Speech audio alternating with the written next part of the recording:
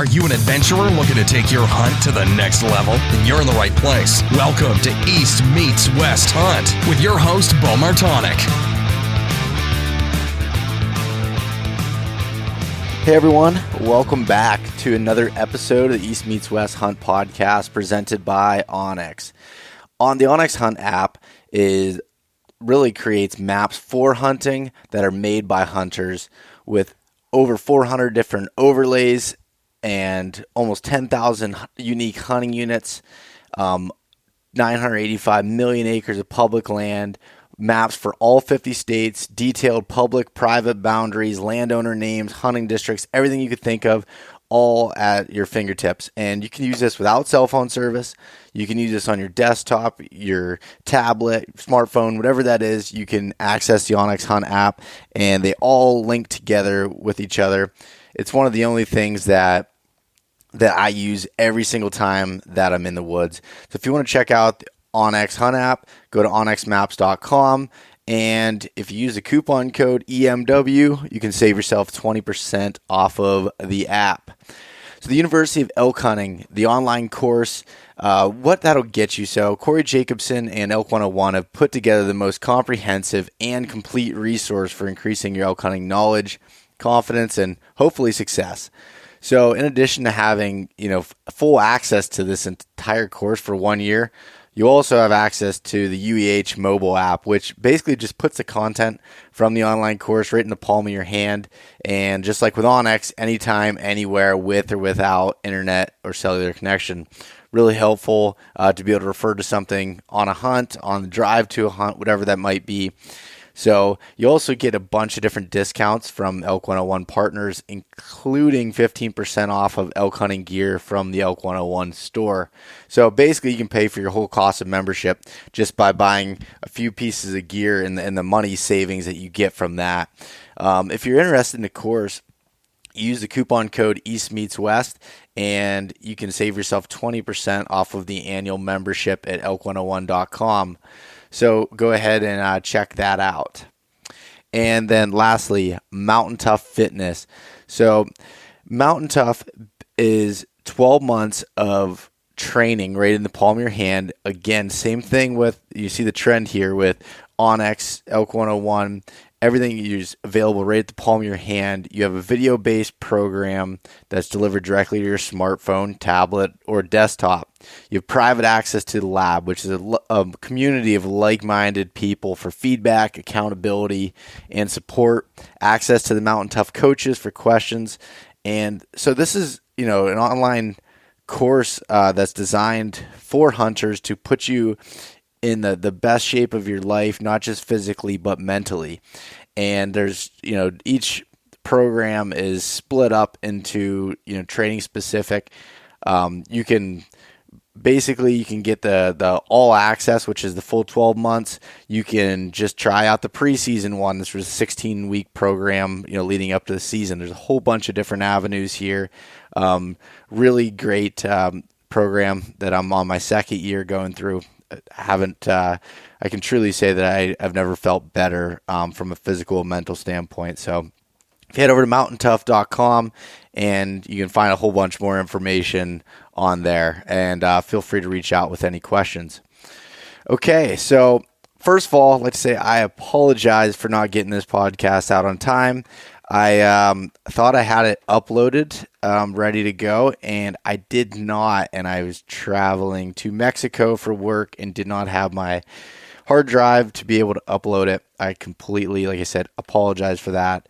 That's why as soon as I got back, getting this episode out here, but thank you for being patient with it there.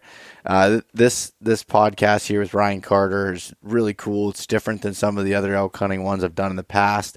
And really cool to see the correlation with, hunting big bulls, like hunting whitetails. And it's a really interesting podcast here with Ryan, who's just extremely talented on getting people on truly world-class animals.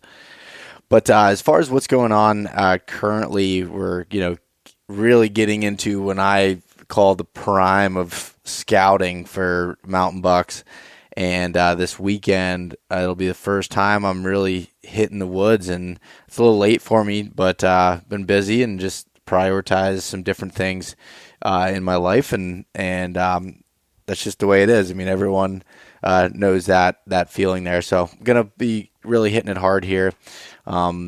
Getting out, doing some scouting. I think this weekend, with there still being some snow on the ground, not being able to see as much sign as normal, I think I'm going to really focus on actually shed hunting versus scouting, which are two different tactics in my opinion. But going to get out and do a little bit of that. I think I'm going to, I definitely am going to link up with Johnny Stewart and Greg Litzinger and try to record a podcast with those guys. They're going to be scouting together. I'm going to be going to some of my own spots, but be, meeting up with those guys in the evening, which will be pretty exciting to get them on and their, wealth of knowledge, talk to them. And, I'm just super pumped about it. To get out in the woods here. This is my absolute favorite time of year. Be looking for a lot more mountain buck content. Next week on the podcast, I have Troy Pottinger coming back on, crowd favorite there, to talk about almost 2 hours worth of shed hunting and scouting and everything with mountain bucks. So there's a lot of good stuff coming up here down the pipeline, and it's gonna be a really exciting spring. So as always, if you have any questions, feel free to reach out. And if you like the podcast, give it a rating, review, and share it with your buddies. I really greatly appreciate that. Lastly, I have some new apparel being designed here. Well, actually, I did design it already. It's on order, and probably here second, third week of March should be coming in. Going to have it at the DIY Western Hunting Summit, which is put on by Backcountry Hunters and Anglers at Kinsey's store in, I'm trying to think, somewhere down by Hershey, Pennsylvania. So that's that's the weekend of March 21st. I'll be there doing 2 seminars on fitness and e-scouting. So I'll be there for both of those things. And then I'll have my new apparel there for sale as well. Hopefully, as long as it gets done in time, I'm pushing for it pretty hard. So, yeah. Other than that, let's get into this podcast here with Ryan Carter. Sweet. All right, we're live. I'm back for another episode of the East Meets West Hunt podcast, and tonight I'm joined on the line by Ryan Carter out in Utah. What's going on, buddy? Yeah. Hey, Bo. Just getting off work. Let's do a show. Yeah, man. I'm excited to get to talk to you. We've messaged back and forth on Instagram quite a few times, but I've never been able to talk to you, so this will be cool. Well, I like following guys like you because you're like my antithesis. Like, you're my opposite. I'm the guy who's raised out west and likes to go back east, and you're the guy from back east who's killed a bunch of big whitetails and like to come west. Yeah. So it's fun to follow around and see what you guys do. Yeah, that's it's enjoyable to do that, and kind of it's funny to me because my dreams have just always been surrounded by going out west and doing it, and for a while there I kind of took for granted what I had here, and now through just the podcast and being able to talk to a bunch of people, it's like kind of what you just said. There's a lot of people from the west that are like, man, like I'd love hunting whitetails and getting a chance to doing that because it's just different. Yeah. Well, and I mean, every hunt you grow a little, right? You learn new things. What I do with elk is a lot of what I learned based off whitetail TV. And so, like, I mean, it's crazy, but the more you can spread your wings, the better, like, killer you're going to be if that's your goal, right? Yeah. And I think, if anybody that's hunting would probably be lying if they didn't say that was their goal or a big part of it. Well, I mean, some people love to hunt. Some people like to watch things die. Everyone's got a different kind of spice. Yep. But, I think we're all in on the same boat for, like, we all like to harvest our own meat and get out and be a part of nature. I think that's our main goal. Yeah. For sure, man. So I guess let's start by going into a little background of yourself, if you would. Central Utah raised. I got 3 daughters, married to my wife for 22 years, have a small business out of Salt Lake City I run, and then have my outfitting business in Southern Utah where we guide big bull hunts. And I've been doing that for roughly, 15 years now. Okay. And so you're actually it's something I learned here just before we got on the air, but so you're, working another full-time job and then doing the outfitting thing as well. Oh yeah. Elk hunting is just a side gig, man. Like, I love it, and it allows me to do what I love and get paid. But unless you're one of those big outfits running through 200-300 guys a year, you're not making money. I go negative every year, but I don't do it to make money. I do it because I love seeing big elk die. Yeah. Like elk hunting's one thing; it's fun, but trying to tackle, like pinpoint one bull and kind of figure out his routines and get him dead. That's what I enjoy doing. It's different and it's hard, and that's why I like it. Yeah. So how did you get into the whole outfitting gig? So I drew my limited entry hunt here in Utah when I was probably 26, 27. Killed a really nice bull. At the time, Utah had never broke 400. Killing a 380 bull was unheard of, and I shot like a 370 something on a local unit here. And then the next few years, I just started picking up clients. It seemed like 2010 or 11, Utah went into a system where you had to have your outfitting license if you wanted to guide hunts. So I just started my own business and picked up a few guys to help me, and been rolling ever since. Interesting. So with having that outfitting business and, one of the prime places is in, Southern Utah there, so explain a little bit about, that process to be able to hunt there and those, it seems like, that's someone's lifetime goal to be able to hunt some of those giant bulls that you see coming out of those places. Or if anybody follows you on Instagram that sees some of the ones your clients take, and it's just pretty amazing. Well, that's the biggest problem, isn't it? Like, I think my biggest question I get through direct messages on my platforms is, how do I come hunt with you? The very first question I have to ask them, what's your goal? Are you a non-resident or a resident? And have you ever put in for the lottery hunts? The problem with coming out west, it's nice going east because I can try a couple different leases. I can bounce around. It's more of a money game than it is a tag game. Whereas out west, it's easy to hire me. Getting permits is the thing to tackle. It's hard. So out west, when you come hunt, there's a lottery system. Like there's so many people putting in for each tag. Sometimes your odds are 10,000 to 1. It can be overwhelming. When each year you put in most states, Utah, Arizona, Nevada, Wyoming, you acquire points each year you put in. Montana and New Mexico, not so much. A lot of the tags are, there's no preference point system. So you can draw some of those tags every other year, every third year. Whereas in Utah, a lot of tags you can't draw without 20 preference points behind you, 20 years of putting in. A lot of these elk tags are once in a lifetime opportunities. There are systems that you can buy auction tags. They set tags aside, auction them off for big dollars for conservation efforts. My area in particular probably averages tags are between 55 and 75,000 a year.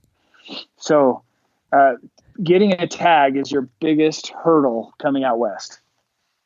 Yeah. All that makes sense. Yeah, no, that definitely makes sense. And we talked about it on a recent episode of the podcast, just the basis behind, the different types of draws and, dived a little bit into point creep, but not that's a perfect example of that, and that's similar to what's happening in like even in some of the good units in Colorado as well, right? Oh yeah, 2 and 201. I know guys that have 28 points and can't pull that tag. Um, it's a weird deal. It's kind of sad, and it's something that has to be addressed because the biggest problem with this is, so Utah, say for my unit, there's 24 early season rifle tags set aside for the lottery. 12 of those goes to a max point pool, which the most amount of points you can put in, say there's 4 guys with 24 points, they're almost guaranteed one of the 12 tags that are set aside for the max point pool. The next point pool, which would be 23, say there's 12 of those guys, 8 of those guys have an opportunity of pulling that tag. Gives them like a 1 in 1.4 chance of drawing. Now, the other 12 tags go out randomly. So you can have 1 point or 7 points or 20 points, and your name is in that hat, so to say, 20 times, but you're only going for 12 tags. You're cut in half statistically to draw the tag. And so that's where the point creep kind of, if I can make it kind of make sense, you want to look at, all right, the max point pool is 24. There's 4 guys, 23, there's 8. By the time you get down to the line of 16, there's 1,000 guys going for 12 tags per year for the next X amount of years. If you don't have at least 16 points, you will never beat the point creep, if that makes sense. Statistically, you can draw the random tags, but if you follow statistics and you're going by max point pool, you'll never get it. And the biggest problem with that is kids. Like, say you're 12 years old this year and you're putting in for your first point, statistically, you will never draw that tag in your lifetime. And so it's going to be addressed. There'll be some changes made. I'm sure a lot of these states, Utah, Arizona, Nevada in particular, where they're going to have to make some changes because it's going to cripple our youth from ever being successful on tags like that. Now, that being said, there's a lot of units that are good that you can draw with 10 points, and big bulls come off them. It's just not very often they break the book mark, which is 375. Mm-hmm. So within those other units, do you guide in some of those other ones that are, take less points to be able to pull the tag? I don't anymore. I've kind of painted myself into a corner, so to speak. I really produce some of the best bulls off of one unit. And so based on demand, I kind of end up staying there, which is good and bad because I know the rotations of a lot of the bulls we're chasing because only 2 or 3 of them die a year. If I look at 2019 alone, let's say I had 14 bulls over 375, only 3 of them died, and I should have at least 6 that will break that next year. So my numbers are growing as far as the bulls I'm keeping track of versus what's dying. And so it's nice because I have a history with a bunch of bulls that are upper age class, 9 to 11 years old. Okay. That makes sense. And so, but there is a chance though, like what you were saying with the random pool. So anybody, if I, was to put in, there is a chance that I could draw that tag. Oh yeah. It's just not so, like, say archery, because archery is my favorite thing, right? There's only 2 non-resident tags for archery. One will go to the max point pool, which last year I think the guy that drew it's 24. And then the other one went random. My friend Jeff drew it with 11 points from Texas. Jeff killed an awesome bull. Like, I don't think we taped him. He's mid 370s, I'm sure. He's on the cover of Eastman's Bow Hunter this month. And he had a great time. The guy with 24 turned it in, and they reallocated that to somebody else. I don't know who drew it because I didn't see any ripples, which means he probably killed an average par bull. Now, I mean, the bow hunt's hard, right? And and I don't know who drew it because he didn't hire me. But Yeah. so like you have a chance, but there's only one random tag available, which, man, 11 points, 24 points. Yeah. Your odds aren't very good when 800 people are putting in, you know? And that's what I was wondering, because I knew that, Jeff drew that tag and had that hunt with you this year. I was wondering how he did it, if he had, a ton of points, or if he was one of the ones that drew it in the random there. But that's crazy that there's only 2 tags given out to non-residents in that unit. Yeah, no, it makes it super tough. It's fun. I mean, that's why we have a couple units that produce giant bulls, is because they don't over harvest. Yeah. But at the same time, it makes it tough. I mean, running an outfitting business, getting clientele that are worth paying time. Yeah. So it's a weird deal. It's a catch-22. But in all reality, like I said before, I do this because I love it, and I can write off buying a lot of crap, right? more than making revenue, because the revenue just isn't there. That's interesting. But let's go back to what you were, starting to explain there before I cut in, but about, some of the other places that you can hunt that you can still, chase some pretty big bulls, but, with less points. So, how are you going about, I guess finding these areas or researching them to know what your draw odds are with the tags and so to speak? I think your best resources is going with some of the companies like Hunting Fool and Go Hunt and Epic Hunts that break down your success rates. They look at your point numbers. They look at what the successes were the years prior, and they shift your points around onto units that would make more sense. If you're looking at it from a poor man's perspective, which is the boat I'm in, what you can do is you can look at, so like Utah, that's where I'm from, so it's easiest to break this one down. They only have 3 units with an upper age class animals, so they manage, say, the Boulder unit where I'm at, they manage that for a 6-year-old bull plus unit. Whereas like the Wasatch Front, which you hear about a lot on Instagram and stuff, the Wasatch is only managed for a 3 to 4-year-old bull unit. The Wasatch gives out just early rifle alone 270 tags. They probably do 450 total for the year. Now the age class is lower. Most of the bulls that come off are big 5s and small 6s. 320, 340 class is a great bull for those units, but you can draw them in 5 years. Mm-hmm. Whereas, my unit where there's only 2 archery and 12 rifle, and I mean, your odds of pulling one of those tags are ridiculous.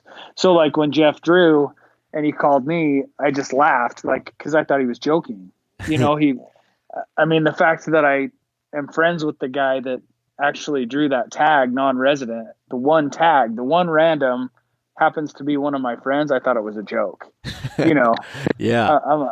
Whatever, dude, call me back later. I don't have time for jokes. I'm busy right now. It's like, no, I seriously drew. He's bouncing off the walls, So, there is a chance. There's always a chance. And so I hate deterring people. I hate getting the call, like, how do I hunt with you? And I have to explain to them, hiring me is easy. Getting the tags hard, and seeing people sad about it, because in all reality, just Utah alone has 20 units that you can draw within 8 years. That, say the Fish Lake produced 3 bulls over 380 this year. It's our biggest elk herd. It's where they give out the most tags. I think there's 550 tags that go to that unit for big bulls, and it broke 383 times last year. Like, I don't want people to ever feel like their dreams are squashed of killing a giant bull because they haven't been putting in for the draws forever. Like, the time to start is right now. Utah's open right now. Wyoming just closed. Arizona's going right now. Montana's open right now. Like, this day, what is it? February 4th mm-hmm. is the time to put in. So, that's how you get it done. You don't have to be deterred from the horrible point creep that most of us have. Yeah.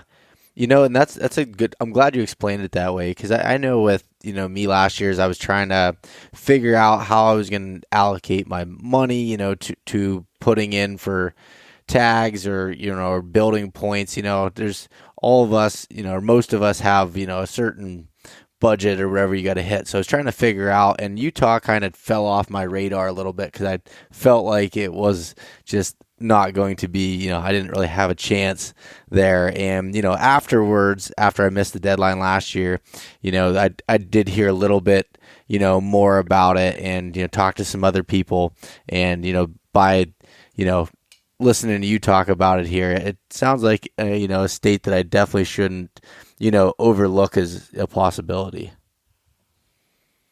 No, it's incredible to me the amount of big bulls this state has in areas that just don't get talked about.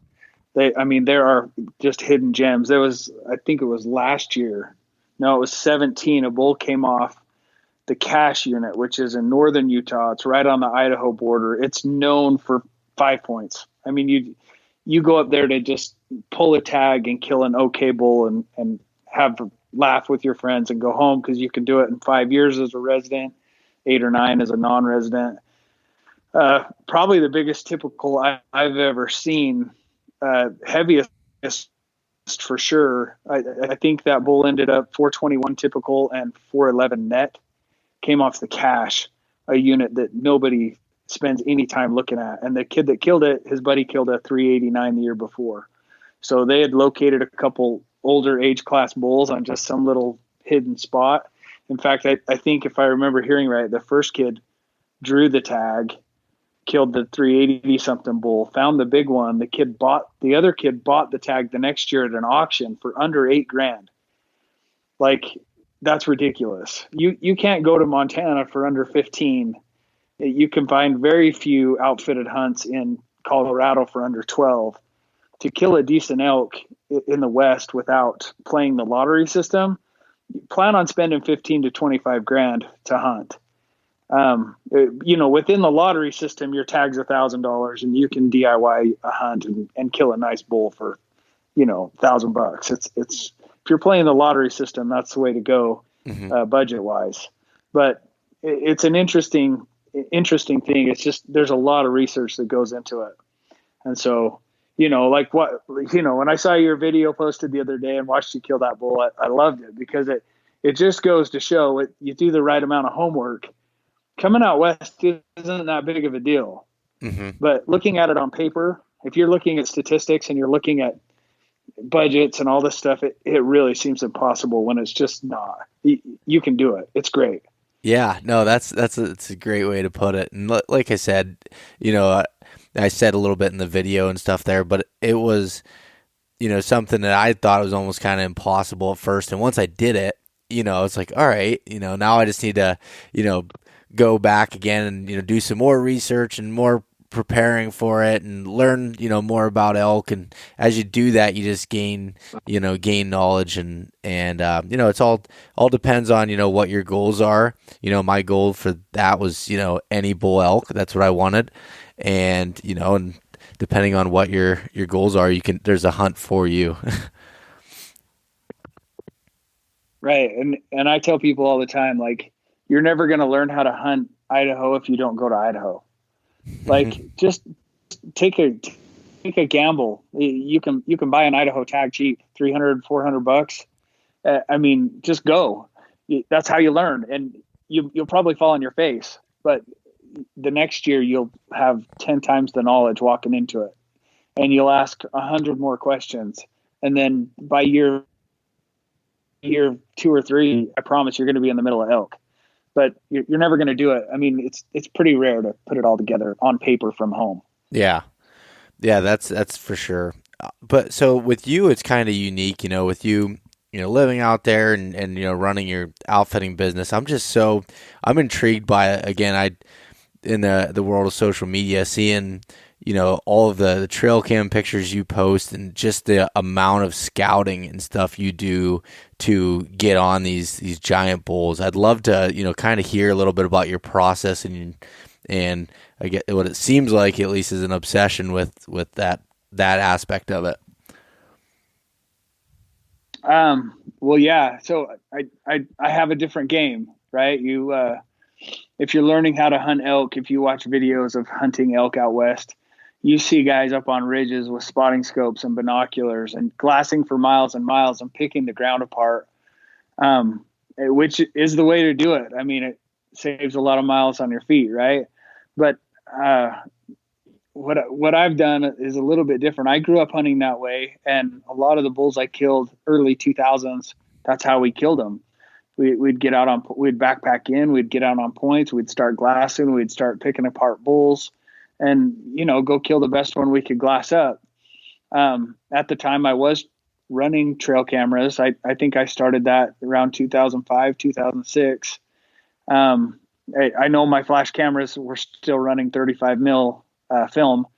So yeah. It was, I mean, it's been a long, long time, but back then we weren't getting pictures to target bulls. We were getting pictures to have fun and kind of see what was in there when we're not around. Right. Mm-hmm. Whereas now, so I shifted my game. I kind of grew up hunting southern Utah for deer.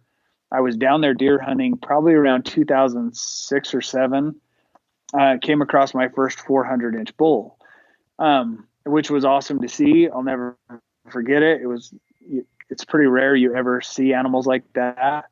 But trying to figure out, watching that elk, like, oh, where did he come from? Does he really live out here? What does he do? It's a plateau. There's no glassing points. It's an interesting game where I'm at because it's not, I don't carry binoculars when I hunt ever.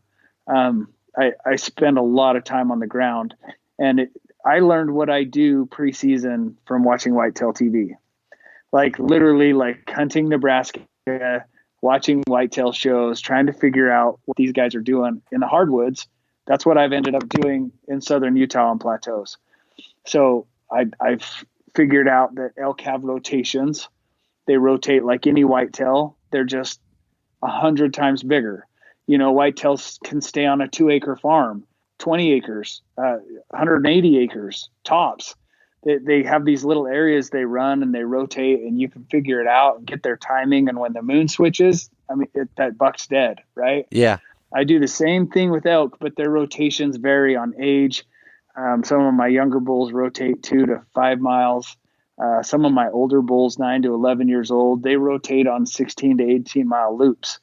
All of them are different. None of them are, I don't have any bulls that run the same routes. I have bulls that run ridges like an Iowa whitetail. They don't run benches like most of my bulls. All of them have personalities and differences. But for the most part, there's a lot of similarities. Wallows are just scrapes. They walk in, they check a wallow. It's just like a time card. They'll go rub their antlers on a tree while they're putting off a scent gland, just like a licking branch for a whitetail. A lot of it's the same thing. I set up my tree stands on pinches. I find their transition zones where a lot of trails come together, and I set up there. If I'm getting daylight picks, that's another thing you got to look at, right? So my preseason game is quite a bit different than most guys. You won't see me up on a ridge glassing and filming velvet bulls. I'm kind of walking big routines, checking trail cameras that I've run along drainages. I go up one drainage and out another, and it usually takes me a full day, between 13 and 18 miles a day to check 12 cameras. So it's a lot of work, but it's been successful for me. And especially as I started figuring out patterns on elk, that's where everything changed. Yeah, that's so cool. And that you hunt them that way. And, and again, I could see, a little bit some of those tactics that you're using, through social media and hearing you talk before, but that's super intriguing to me that you're able to do that. And then, and it's the same, like you said, it's the same thing with whitetails. Like each buck has a different personality versus, like each bull does. And, there's some whitetails that, I run a ton of trail cameras for whitetails, And there'll be certain bucks that seem to have just a smaller range. They'll do the same thing the same time every year. And then there's other ones that just, once the rut comes in or whatever else, they're just like gone. Like they'll go to, just miles and miles away, or one might be a scrapper, every year and is more reactive to calls, where some other ones just like to kind of, be alone. And that's interesting that, that you found that correlation from, learning about whitetails and applied it to big bulls. Yeah, it paid out huge. I mean, like my last year was fairly slow. We killed a couple nice bulls. 18, same. We, like nice being 370 types, but whereas you go back to 17, we had a 420 and a 390 and a 375, and 16, we had a 407 and a 402. We've had some good years and bad, but it's all kind of, my game changed around 2014 when I started figuring out these patterns and really learning elk behavior. One thing that's a little different, elk versus whitetails, say elk run benches. It's not necessarily a drainage thing or ridges. They work the easiest way possible. I mean, you got to remember their headgear between 35 and 65 inches wide. And so they've got to find spots where they can navigate easy. And you start seeing those pinches a little bit better the more time you kind of spend where they're walking. And so, I don't know, there's a lot of little things you pick up, but it's just every day being out there, you figure out new stuff. So when you're doing this, and again, I'm going to put my kind of whitetail mind in this when I'm asking these questions. So apologize if they don't sound very intelligent. But when you're putting the boots on the ground, scouting in this and running trail cameras, do you have like certain areas that you try to avoid? You're worried about putting pressure on these bulls, or do you not put that into your thoughts at all? Well, as far as like pressure, so that's another big difference there. Elk, I mean, I'll walk in and bust them every now and then. I'm walking into an area, I check a camera, and there they are sitting there. Obviously, like this is part of their routine. They come back. It might take them a day or two or a week, but they stick to their routines. I don't need to wear rubber boots walking in. I don't. You'll never catch me in them out in the elk woods. They're just not functional enough. Yeah. And it just doesn't seem to matter. Now, they run with their nose to the ground just like a whitetail does, especially during the rut. A lot of their pre-rut, rut, and post-rut behavior mimics a whitetail as well. They run around with their nose on the ground trying to look for hot does, cows. They do the same type of thing. It's interesting. They even have a lockdown, right? Big whitetail season, we got a big lockdown where they kind of grab their does and hide in a hole. Elk do the same thing with cows. They'll move them 16 miles into an area where there's no elk, and that's the lockdown. Like, you can't find them because they're gone. It's interesting. But yeah, as far as busting them out of areas or worrying about scent, I don't stress about it so much. I mean, there's obviously some dumb things you don't want to do, but for the most part, I don't have to be near as precautious in the elk woods as I do whitetail hardwoods. Yeah. Okay. That makes sense. So when you're scouting them, using the trail cameras and walking through these areas and everything, what I guess you said about the daylight photos, but what is really making you say, all right, I'm gonna set up here? And you mentioned earlier about utilizing tree stands a bunch, so kind of explain your setups and how that goes. Well, okay, so if I take an aerial view, so a lot of the times, like, I start laying out cameras, I just pick random spots. Say I'm walking onto a unit I've never been on. I'll get on Google, start looking for a water source, start looking for a few adjoining benches, and I'll place 2 or 3 cameras. And then I'll do that 4 more miles away and 4 more miles away. And I start breaking down the unit, and I can cover a lot of ground with 30 cameras.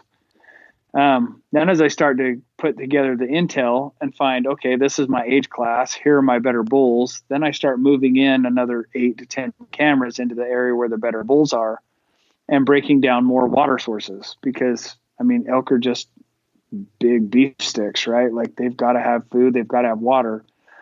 So then I start kind of managing like what their rotation is. And if you take an aerial view of a map, you can almost kind of work their migration over. You know, they'll make a rotation just like the hands of a clock. And he hits this spot on this day and this spot on this day, and that's 3:00 on the clock, right? And then you're down at 5, and then he's over here at 9, and you build up a rotation to where, like, I've had certain bulls that will hit 1 camera every 14 days, right? And that's where I'll start breaking down, okay, what's my wind doing in those spots? And I'll go in the morning and I'll go in on the evening, just like you do with your whitetail stands. I'll know in the evenings my wind's doing this, and I've got to have a stand over here, but I can't hunt this spot in the mornings ever. The wind's never good. So then I have a morning spot 3 miles away where I know he hits on every 8th day, and these are my morning spots, right? Mm-hmm. And I set them up the same kind of way you would back there. You know, I'm a big tree stand guy. I think you have better thermals. Blinds can be good too, especially with some scent control like an ozonics. But I like having a bird's eye view. I feel much more comfortable up in a tree watching everything going down than down on the ground, if that makes sense. Yeah, that's really interesting. I like that how you're doing that with going, you know, in the mornings and evenings and figuring out what the wind does, because like you said, it's different, and obviously with the terrain that, you know, will change that depending on, you know, thermals and other things there. But do you ever have like certain spots that you have multiple tree stands set up, or do you have it where you're, you know, more mobile with it, that you can, you know, are you moving your stands on demand, or how does that work? Well, like what we're talking about mostly now is bow hunting. So bow hunting in Utah and Arizona and Idaho and Nevada, the hunts start in August. And this is like no rut behavior, no pre, post. This is their summertime patterns. And so being allowed to hunt them in August, you can make patterns. Sorry about that. You're good. I'm gonna put my dog out. But you can break those patterns down. Well, come Labor Day, this is when their pre-rut behavior begins. Just like whitetails, they start cruising because they're just making inventory of where all the cows are at. And so starting then, that's when I have to shift my behavior, like to where. Sorry. You're good. I have to shift my behavior to watch kind of that. That's when we get our ground game going. We get out of the trees. We could still tree stand hunt them. Elk do wallows. They're just big scrapes. They come in, they check the time clock, they leave. The problem with trophy hunting is that, and I'm trying to pinpoint one bull, they're cruising for cows, so they don't come back to the same spots. There's no routine. And so when we look at tree stands and setting up wind direction and figuring all that out, that's a pre-game August kind of hunt. The second Labor Day kind of kicks in, you know, about the 5th of September. That's when everything switches on elk. There is no routine. And so that's when you start ground game hunting them. That's when you start bugling. The big bulls don't really bugle that early. That's a lot of your younger age class.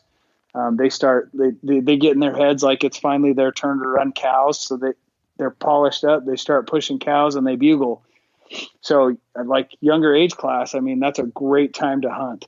You're on some of those units that aren't as hard to draw.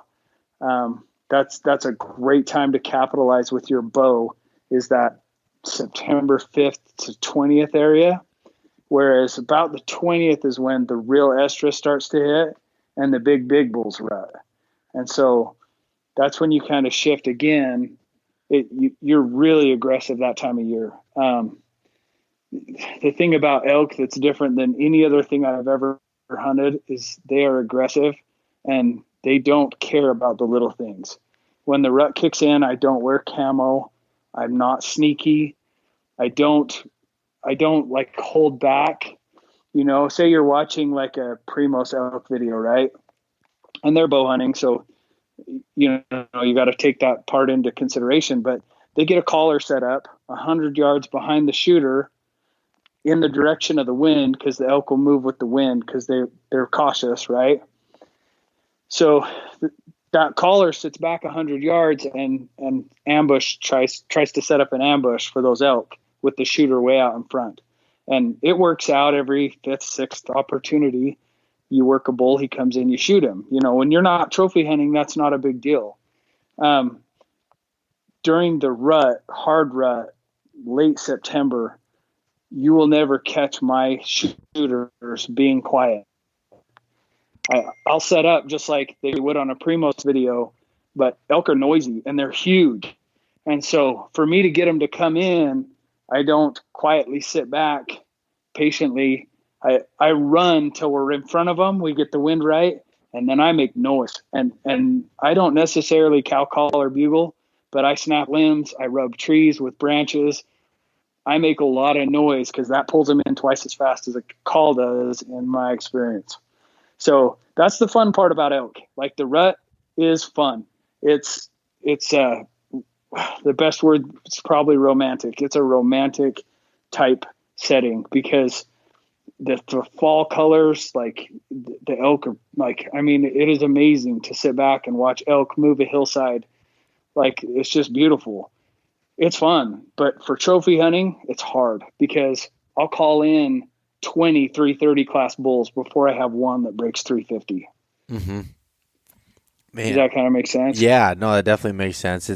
It's funny, you know, one of the things that I've liked about like just the elk woods and you see it, you know, a lot more but being able to see those seasons change and, you know, being out there through it, you know, you're out there patterning them and doing that, you know, early on, especially with the earlier seasons like Utah has, and, you know, focus on that water and the tree stand style. And then, you know, the leaves are changing, everything else, the weather's changing a little bit, you know, the cows are coming to estrus and it goes into, you know, into September and some different parts there. Then you're on the ground running around, and it's just that to me is so cool. And I you know, I experienced that when I started the last couple of years hunting, you know, 2 weeks at a time out there, and being able to see the things change is, you know, it's amazing. There's nothing really like elk hunting, that's for sure.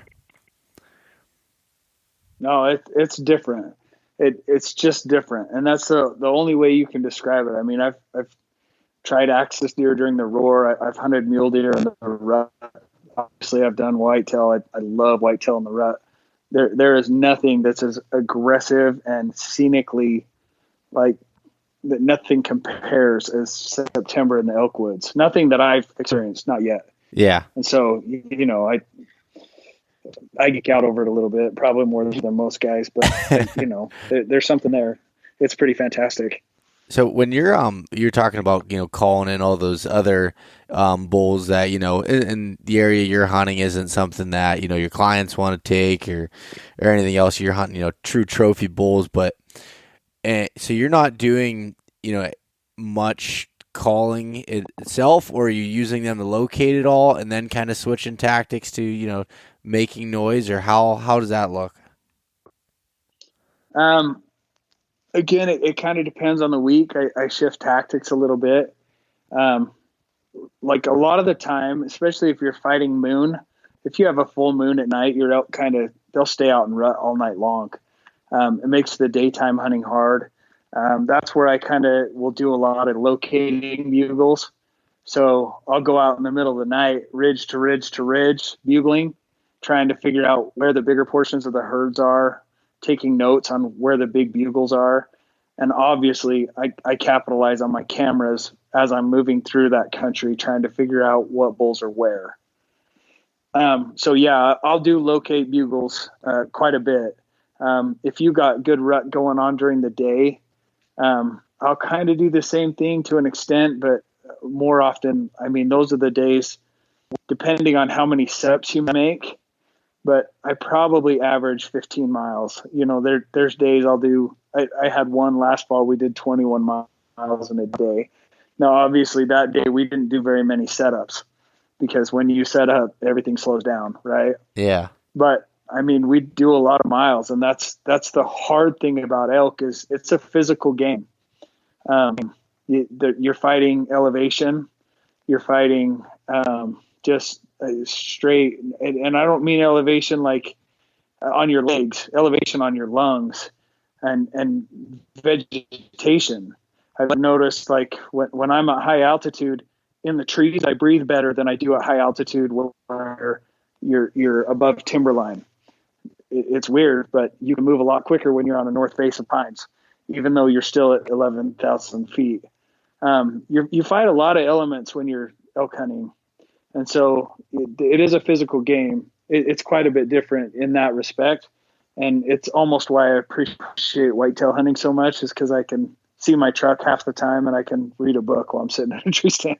Yeah, kind of a little bit relaxing for you once you get back. Right. After the elk season.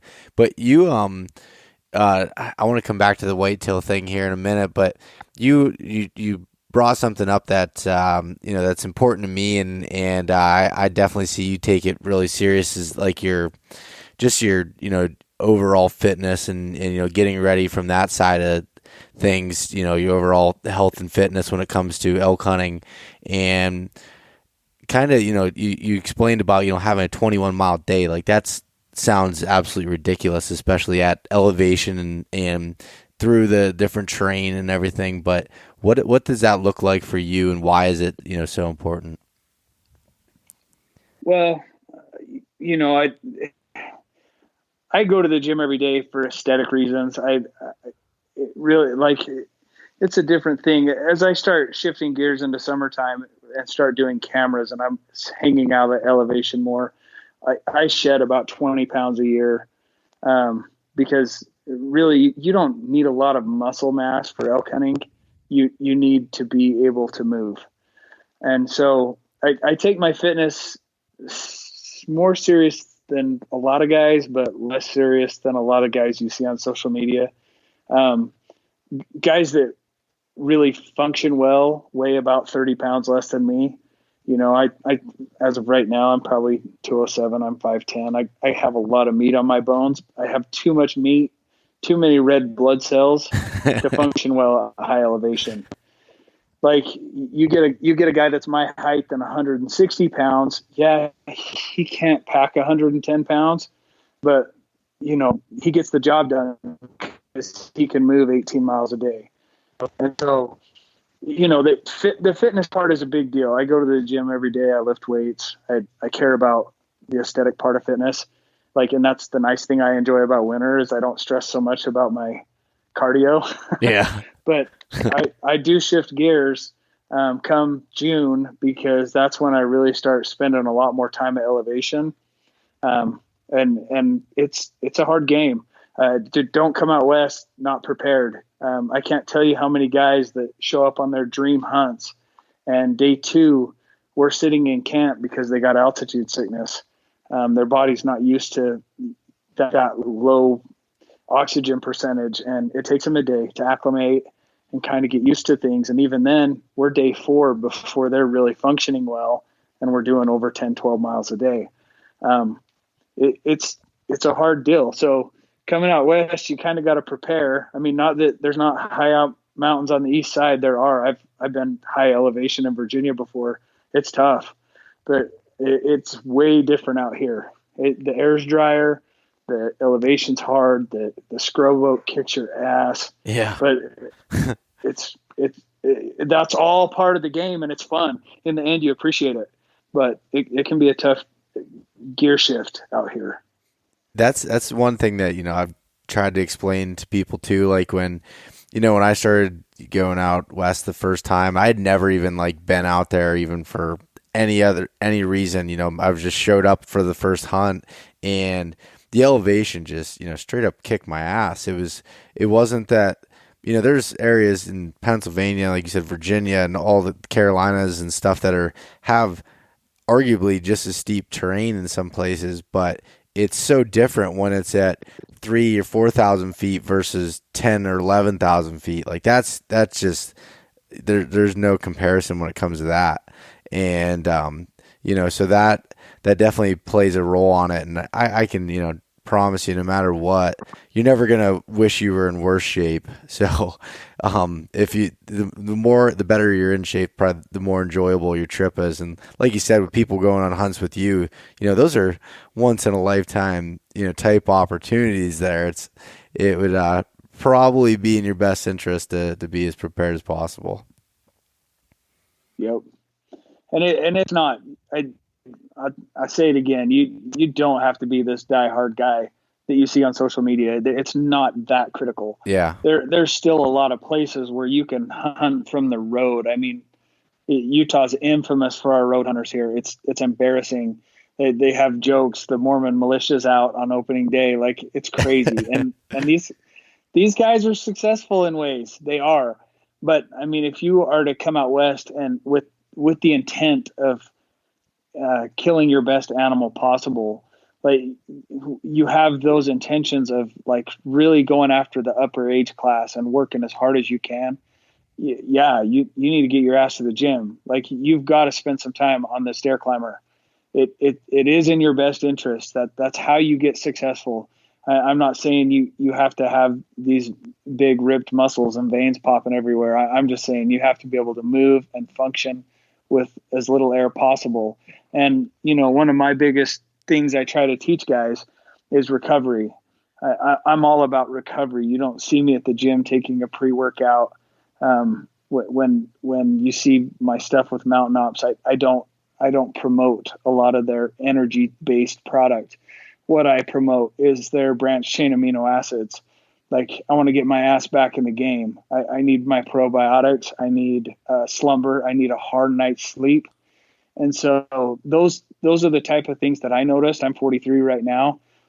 That's where I struggle keeping up with my guides that are 29, is that, we'll go hard for 300 or 400 yards.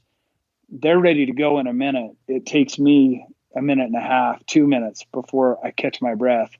And they're like, come on, old man, like, let's move. And I'm like, kiss my ass, I'm getting there. That's there. And so the best shape you can be helps. Like, if you can recover fast to where you can get in front of those big animals. I mean, elk or horses, dude, they move. And they have no problem covering a couple miles. I had one bull cover 12 miles in a day. It blew my mind to see him move from one spot to another. And we had to totally shift gears on our hunting because we were up in the high aspens, like chasing him in grass with all these cows. And then all of a sudden he's down in the desert. We were hunting him in PJ's sand and buckbrush. Like, it's a different thing, and you've got to be able to move. They move quick, but if you're in shape, I mean, I've set up on the same bull 6 different times in one day. They're not smart. They have good instincts. As long as you play the wind right and you can move, you can keep working the same bull over and over and over again. It's a physical game at that point. The rut's a fun thing. Yeah. And Ryan, just from my limited experience with going out there, I mean, the biggest thing for me was like, this past year, I felt like I was in, better shape than I ever was. And by doing that, you just had more confidence and like, oh, okay, if I don't find elk here, I'll just go over there. And it's not like such a big thing where you get in your own head of like, man, that's going to suck. As soon as you start saying that stuff to yourself, then you're kind of out of the game a little bit. Where if you're confident in being able to do that and being able to move and your hunting partners or whatever that are on the same boat, I feel like that just opens up the opportunities there. And that's a huge point. I tell people all the time, like, you're coming out here, hire a guide. The reason I say it is not because I'm trying to drive business. Trust me, I stay busy. I'm good. Because you want a partner who will work as hard as you, who's willing to take the time off work, who's willing to set aside their tag or their time with their family to be with you. Those partners are hard to find. So a guide's a paid buddy that's that good. But man, if you can find a partner like you did when you came out west, guys who are willing to sacrifice the time and energy and willing to do there's some of my climbs where we'll do 1,400 feet before dawn. You find guys that'll do it with you, man, you guys can succeed out here. It's huge, but it's hard to find partners that are willing to do everything you are. You know what I'm saying? Yeah, no, that's probably, one of the biggest questions when it comes to Western hunting that, I get from people from the East is like, how do I find people that are wanting to do that? And that's I don't really have an answer, for that. And that's a good point about what you're saying about hiring hiring a guide or whatever. And that's something that someone brought that to my attention, when I was starting to get into it and stuff. They're like, if you, if it's important to you and you want to learn and you want to reduce that learning curve, hire a guide. They're going to, but be an active participant in it. And you could probably speak way better on this than I can, but, be an active participant and learn and go through that. And if you want to do it on your own, down the road, then you can. You're ready, a few steps ahead. Well, you can say that about any mentor, right? If you can find a good mentor, everything changes. And that, I had a mentor in whitetail hunting, and that guy changed my entire elk game by learning his strategies on whitetail. So, finding that part, dude, you figure out how to find good partners that work hard. Like, dude, you're going to make a lot of money in life. There's no easy answer to that question. Guides are a good resource out. You're a long ways away. But a partner can be just as good. I know some phenomenal elk hunters that live in Wisconsin. You wouldn't know it, but man, they come out here and crush it because they've done it over and over and over again. You just got to tap into certain sources and be open. A lot of my elk hunts, I've turned guys away from coming and hunting with us because of their attitude. They don't have a winning attitude. They have an attitude like, hey, I know everything. I know how to hunt elk. I just want to hire you because I know you know where they kind of are. But give the killing to me. And those are the guys I can't work with because even though they may be right, I would never say I'm the best elk hunter. There's way better guys than me. But what I would say is having the ability to bounce ideas off each other and kind of make a play on something, you've got to have some good synergy there. And having a guy who's closed-minded like that does not work in my camp ever. Mm-hmm. That makes sense, man. And so when you were saying, you had kind of like a mentor when you got into the, whitetail hunting and stuff, when did that start, and what was, so what did that look like when you really started getting into the whitetail side of things? You know what? My first 2 whitetail hunts were out in Virginia. They were a muzzy gun hunt, and I've never laughed so hard in my life. Like, I think I killed a buck. The first year I killed a doe. Like, we weren't in big deer country. We were just there to laugh and have a great time. But that good time translated into me like, hey, I'm really digging this. Like, let's spread our wings a little. Where are the big deer dying? And then I start focusing on some Midwest states, and I start looking into leases. And then I made a buddy in Colorado who was from Pennsylvania, grew up in Pennsylvania, and now he's just a nut. And we tied up a lease in Nebraska and started hunting together. And he taught me a ton of stuff. And anymore, like, he calls me for elk advice, and I'm like, dude, you know the answer. Like, what are we doing? We're chasing whitetails, and this is the scenario. And he's like, dude, that makes so much sense. Yeah. And we're willing to learn off each other. But everything in life is that way. You want to start your own business. find a good partner who's willing to work as hard as you.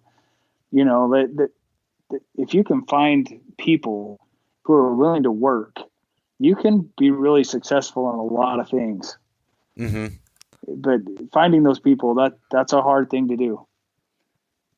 Yeah, it's so true, and like you said, I mean, there's so many things that, from hunting side of things that you can, that I guess cross the boundaries over and relate to so many other things in life, and and your family and everything else, and the partner thing is one of those things. And as I get older and start, kind of going into different avenues and want to learn more about business, I'm learning so much about like just the people you spend your time around, and you're able to interact with and talk with. It's so important and can really, help yourself and help each other out, especially when it comes to like hunting partners. It's huge. It's huge. And you're right. I mean, that goes to even picking your wife, right? Like, Yeah. There's got to be a give and take on both sides. And like, so in elk hunting, it's the very same thing. Like, you're both going to go out to Colorado with tag in hand.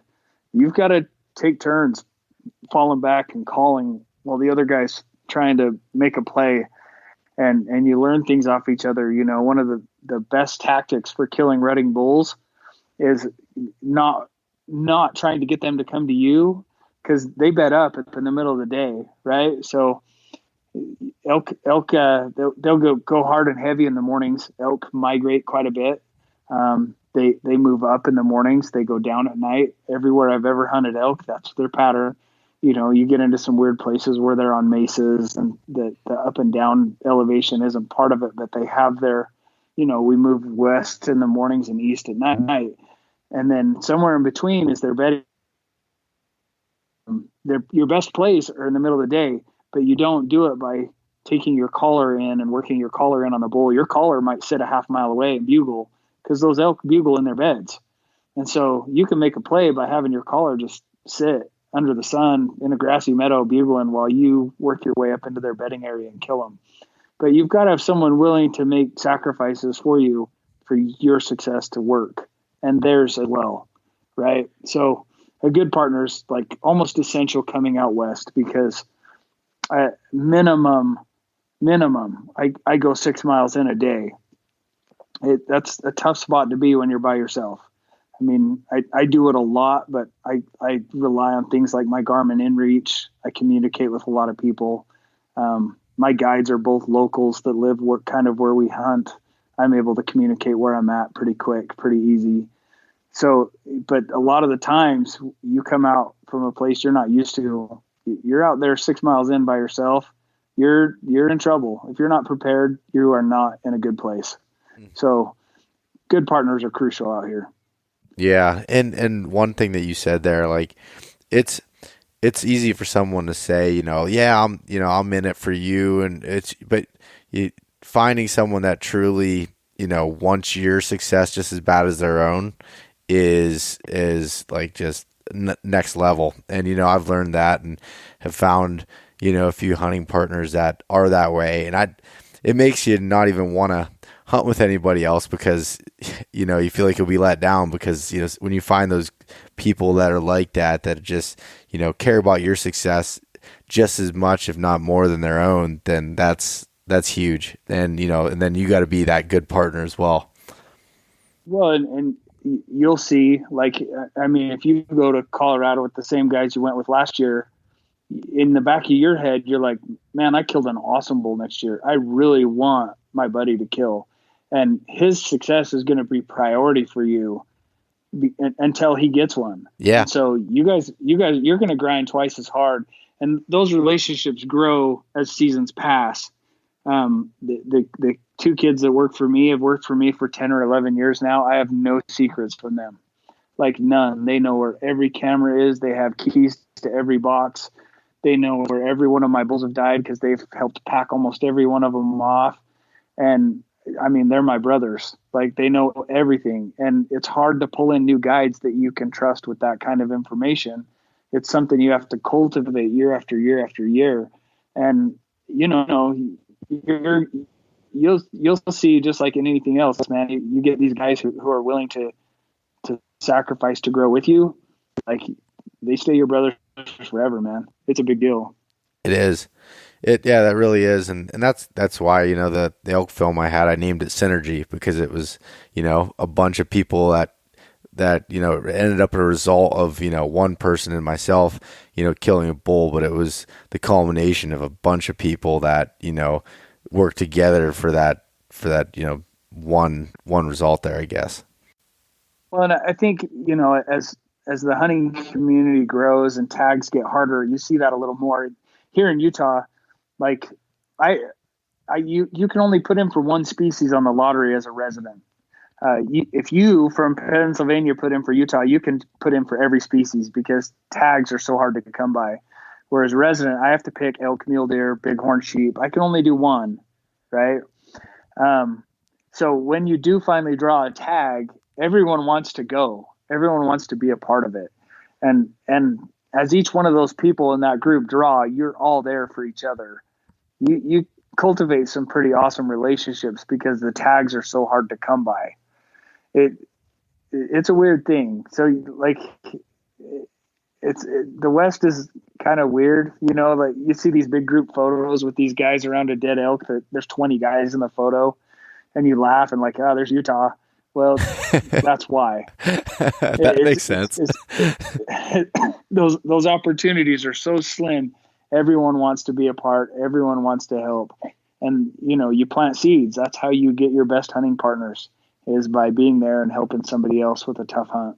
Yeah, that's for sure. That's cool. And, it almost reminds me of, it's different but similar, is like the hunting camp tradition that we have in like Pennsylvania, where, there's just a bunch of people together, working towards that common goal. And, that's not based off of, tags or anything else. It's just like that tradition standpoint. And that's like, you made me laugh when you said that about, oh, there's Utah, because that's the same thing when from the whitetail side of things, people see photos in Pennsylvania, especially during the rifle season. There'll be these big group photos, around a deer hanging on a pole, on a meat pole or anything like that, and it's like, oh, that's Pennsylvania for you,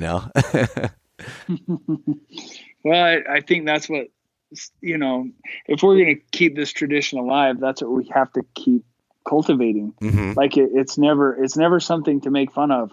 I think those are the best moments. Those are the things. What I remember hunting with my grandpa were my favorite parts, is the photos of us sitting at, on the Beaver Mountains with 4 dead 2 points, and we're all sitting there in orange, and like, it's comical, but at the same time, like, that's what sucked me in. Like, yeah, that's when, I'm sitting there 20 something years old, and it's time for me to stop skateboarding. Like, I'm going to get back into this and dive in head first. Right. So I love that part of the tradition. I think we need more of that. I like seeing people tell stories, because it's the stories that really resonate with everybody. Watching films like yours, that's why I reposted it, is because I laughed. I don't know if you remember what comment I made. I made something. Look at this PA guy coming out here doing it better than most Westies. Yeah, I meant that. I meant that. It's a dig at a lot of guys who drive the roads and don't get things done. I want people to come to camp and build a big fire and laugh and spend time with your friends and family, because that's what hunting is. It's not the grip and grin. That's not what sucked us in originally. It's not what's going to carry us into the next generation. It's just everyone being at camp, laughing and making good food and enjoying the partnerships you have, because that's what resonates. That's what's going to help us, because, as I see hunting numbers dwindle back east and hunting numbers grow out west, it kind of makes me sad when I see people on social media bashing each other. It's like, no, the grip and grin isn't that big of a deal. 340 inches, 390, I don't care. We're all here to have fun. Mm-hmm. Like, let's enjoy each other's successes and make this a great experience. Yeah, no, man, that's so true. And I learned that lesson, a lot this year, from the elk hunting standpoint of, how much fun it is when you hunt with a group of people, and, just kind of getting back to that a little bit. For a couple of years, I got so focused on, trying to, doing the backpack style hunting, which I love that. There's a great aspect to it. But, this idea where, again, we had great group of guys at camp. We were all coming back at night, talking about stories, helping each other out, because me and another guy killed our bulls early. So we were, which he wasn't in the film because he killed it right before we got out there. But so we're out there, trying to help the other guys, fill their tags and everything else. And it was just that camp camaraderie and everything was just like huge. Like at the end of that trip, driving back, we were all like, that's what it's all about. Like that is amazing. And for me, like the whitetail side of things, my archery season is more of a solo endeavor. And again, I really enjoy that. But when it comes to the gun season, I love the aspect of going to camp and having everyone around and, taking it from a little bit of a less serious standpoint sometimes too. No, it's huge. Right? That's why I love going to whitetail camp, even though I'm bow hunting and it is a solo endeavor. I don't gun hunt. My favorite part is being out there with my buddies. We're all in different areas. We have our evening stands, our morning stands. We draw names out of a hat for who sits where. And then we pick each other up, seeing who has bloody arrows and who doesn't, or, I mean, that's my favorite part. It's not necessarily the grip and grins that we get before we go home. It's just being away from all the stresses, everyday stresses, and being out with your buddies and laughing the whole time. Mm-hmm. Like, I joke about my Virginia hunts because I was in the most redneck place on the planet. I remember the guy who took me out there. This is 2000 nothing, right? This is forever ago. And he jokes like that side of the trails, West Virginia, like, I'm like, I know, don't shoot anything on the left. He's like, no, don't talk to anybody on the left side of the trail. Stay away. Like you're in the backwoods of Virginia. But dude, I have never laughed so hard in my life. I had more fun back in those backwoods of Virginia than I have almost on most of my elk hunts because I laughed so hard for so long. And I mean, those are the things that suck you in, those are the things that are going to help us grow. I think it's important. Yeah, no, I definitely agree. That's cool that you've been able to find that, that enjoyment out of whitetail hunting. And like you said, sometimes I do hear that, or you see it on social media, just kind of like the separation between, Eastern guys and Western guys at times. And I never really understood that, I think it's great from, either perspective, and each has their own challenges.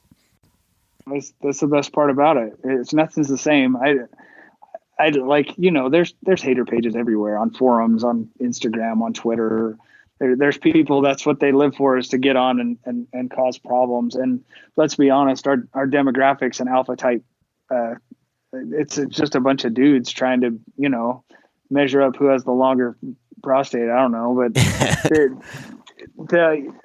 in all reality, we're all in the same team. We're all trying to get outdoors. We're all trying to help conservation, to keep our herds healthy, to be a part of something that's outside of everyday home life and sales and revenue. And we just out there to have fun. And so, I get both sides of it, and it's fun to kind of laugh at. It is like I see some of those hater pages and they make good points. Yeah. They call people out on their silly bullshit, and it's a good thing. But at the same time, like we all need to laugh about it and then get back to why each thing was important. And in the end, I think there are some people who have grudges, and there are some people I think you can avoid it on all types of platforms. But for the most part, most everybody I see is pretty optimistic. Mm-hmm. They're all pretty friendly, and we're all pretty supportive of each other. I hate seeing the other side of it. There's no reason for it. I mean, to some extent when there's poaching and stuff. Yeah. I mean, but for the most part, the more support we can give each other, the more growth we can have within the industry. Out like positive outlook's always a better look on things. Yeah, no, I completely agree. Like, yeah, I'm guilty as anybody of laughing at some of the jokes and everything. But like you said, there's a time to do that, and also a time when you got to ultimately come together on it. It's all right to mess around with things, but not be completely filled with hate along those side of things, because that just deters people and just not good overall. On that topic, Ryan, so I got a question for you. Does it bother you when you hear anybody compare elk hunting to turkey hunting?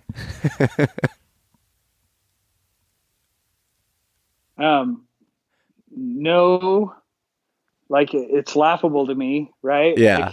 Like, I get you guys. I get turkey hunters are they're setting up, they're making a stand, they're trying to call something in. I get it, but like at the same time, there is nothing funnier. Like that's like comparing hunting jackrabbits with giant Midwest whitetail. Like it's comical, but it doesn't get under my skin. I just, it's not for me. Like, and that's where I leave it. Like, okay, like, yeah. I've killed a lot of turkeys. I've done Easterns. I've done Rios. None of them got my heart going like an elk does. Yeah. So I like I said before, everyone's got a different kind of spice. Like, you enjoy what you're doing. It's great. Whatever. Yeah. But yeah. I don't even know. Are you a big turkey guy? I do like turkey hunting. I do, but it's not the same. There's aspects of it that are similar, especially when like you're hunting, big timber turkeys where you're actually running ridges and calling and doing different things like that. But it's not the same. I just brought that up because I just always think that's funny. I've seen people get super worked up over it, and I just laugh, about that. But it's definitely not the same whatsoever. Yeah, well, let's be honest. It's those turkey weirdos that get all huffed up about it. No, I just kidding. All right, you're gonna have to watch now. You're gonna get a whole bunch of people filling up your DMs on Instagram, bitching about you, making fun of turkey hunters. It wouldn't faze me at all.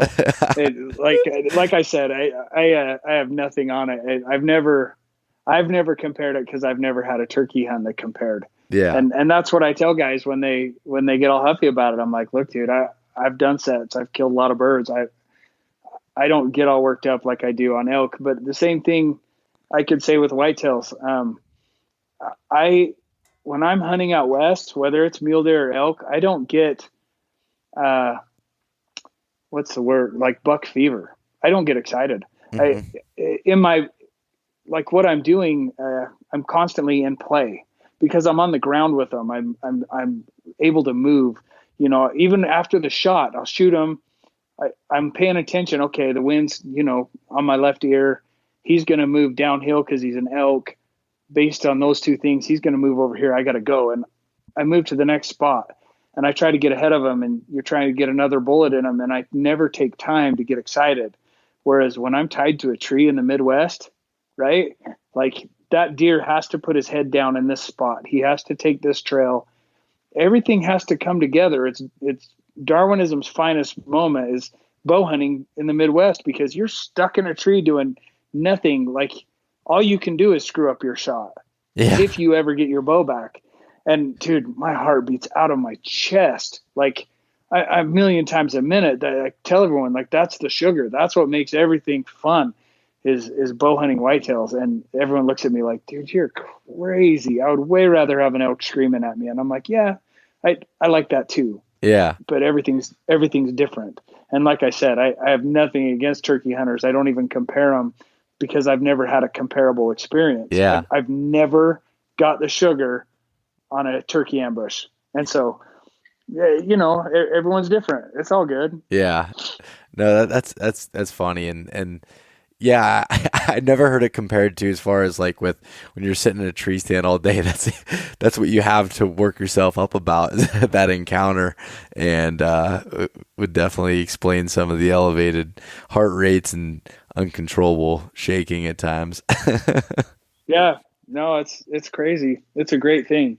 It's a great thing. It's why we do what we do, right? Yeah, that's so true, man. But so Ryan, is there anything else that you wanted to cover here or want to talk about?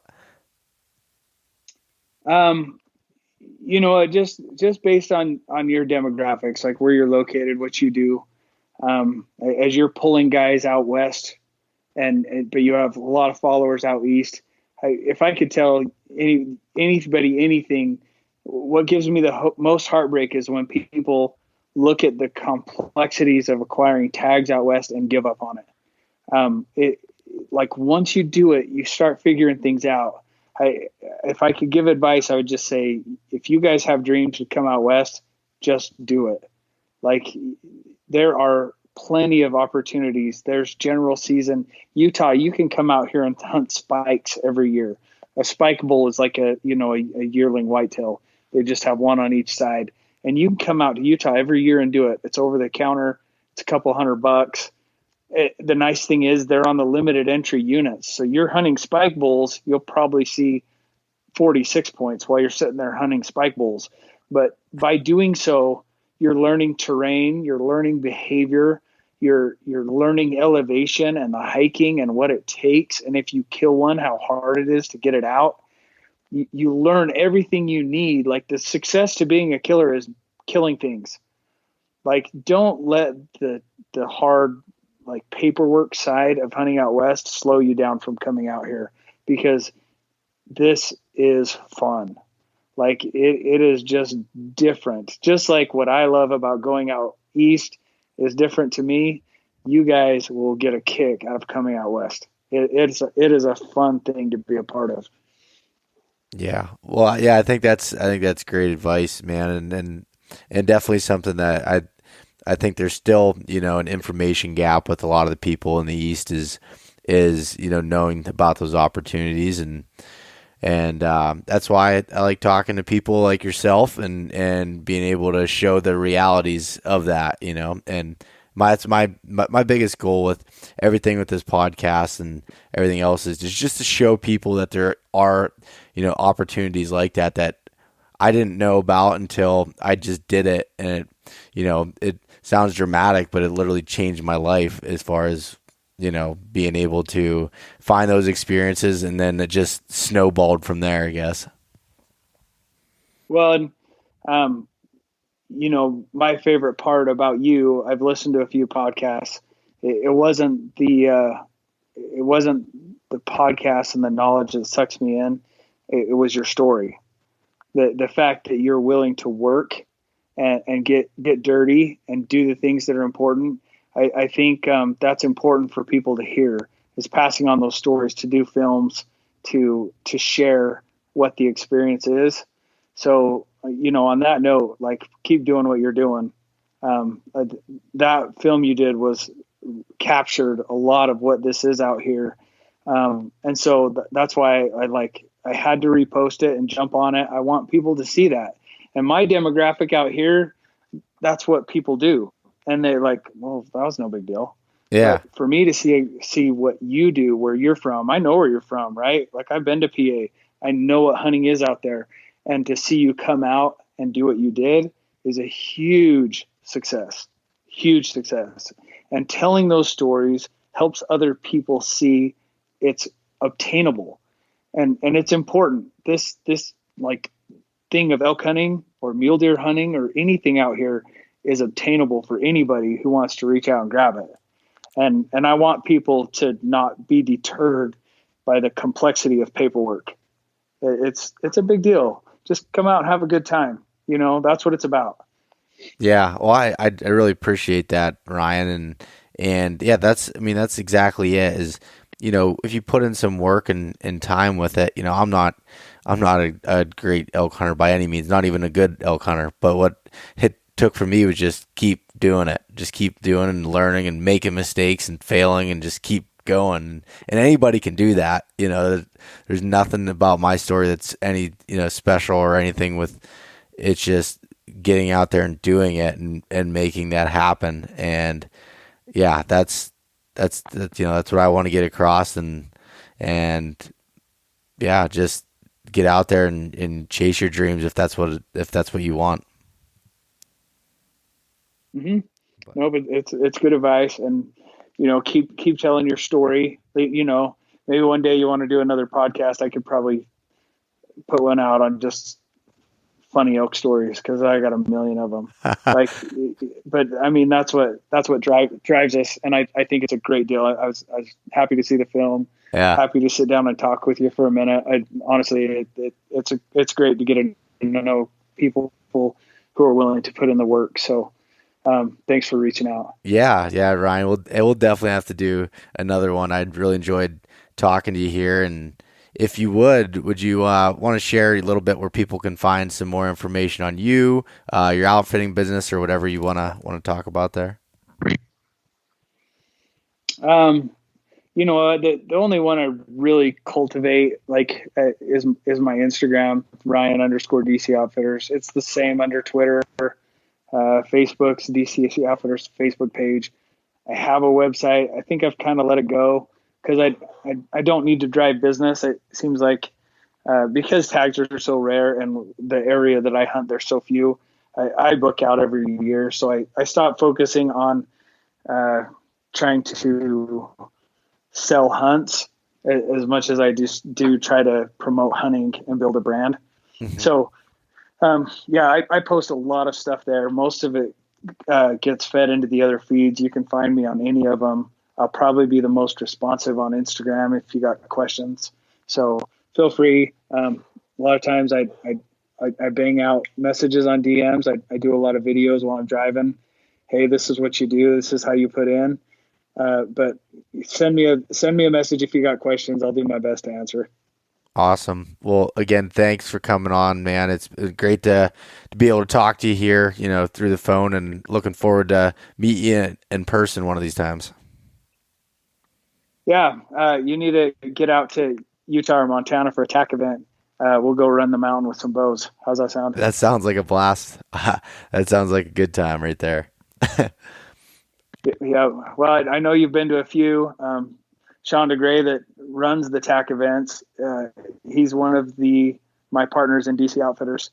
And so anytime you can make your way out, I'll line up a shoot for us. It'll be fun. Cool. Well, that works for me, man.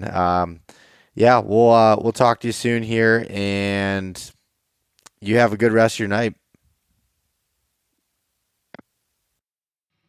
Thanks so much for listening to this episode of East Meets West Hunt with your host, Bo Martonic. For more great content and to stay up to date, visit eastmeetswesthunt.com, Facebook at East Meets West Outdoors, and Instagram at East Meets West Hunt. If you enjoyed today's episode, please review and subscribe, and we'll catch you next time.